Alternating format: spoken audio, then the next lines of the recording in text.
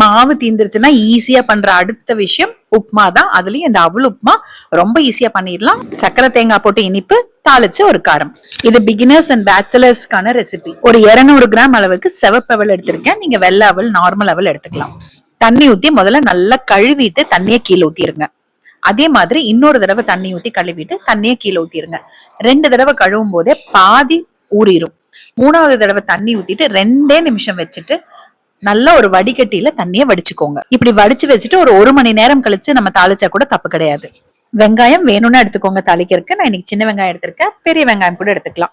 கருவேப்பிலை, பச்சை மிளகா, வரமிளகா, இஞ்சி எல்லாமே வெட்டி வச்சுக்கலாம்.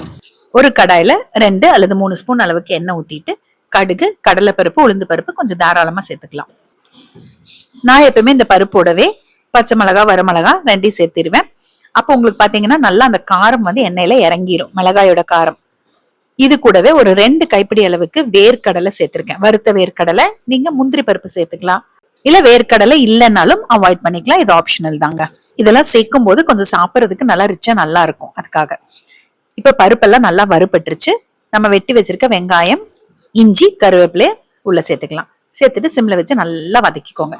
வெங்காயம் நல்லா வதங்கினதுக்கு அப்புறமா நம்ம ஊற வச்சு வச்சிருக்கோம் பாருங்க, அதுல ஒரு 1/4 பங்கு நான் இனிப்புக்கு எடுத்து வச்சுட்டேன் ஒரு கப்ல. மீதி இருக்கிறத அப்படியே இது கூட சேர்த்திட்டு சிம்ல வச்சு நல்லா சூடு ஏற மிக்ஸ் பண்ணா போதும். 1/4 ஸ்பூன் அளவுக்கு பொடி உப்பும் சேர்த்துட்டு நல்லா மிக்ஸ் பண்ணி விட்டுருங்க. நல்லா சூடானா போதுங்க, ஆஃப் பண்ணிடலாம். ஆஃப் பண்றதுக்கு முன்னாடி கொஞ்சம் கொத்தமல்லி தலையும் நல்லா 2 கைப்பிடி அளவுக்கு துருவின தேங்காய், ஃப்ரெஷ் தேங்காய் சேர்த்துட்டு மிக்ஸ் பண்ணிட்டு இறக்கிட்டு சர்வ் பண்ண வேண்டியது தாங்க. செம்ம டேஸ்டா இருக்கும் இந்த அவல் உப்புமா. ஒரு சிலர் கமெண்ட்ல சொல்றீங்க, இதெல்லாம் நாங்க பிறந்ததுல இருந்தே சாப்பிட்டுட்டு இருக்கோம், இதெல்லாம் எங்களுக்கு தெரியும் அப்படின்ட்டு. எல்லாமே எல்லாருக்கும் தெரியாதுங்க. இந்த ஒரு விஷயத்த ஞாபகம் வச்சுக்கோங்க. இது பிகினர்ஸ்க்கான வீடியோ, தெரியாதவங்களுக்கான வீடியோ.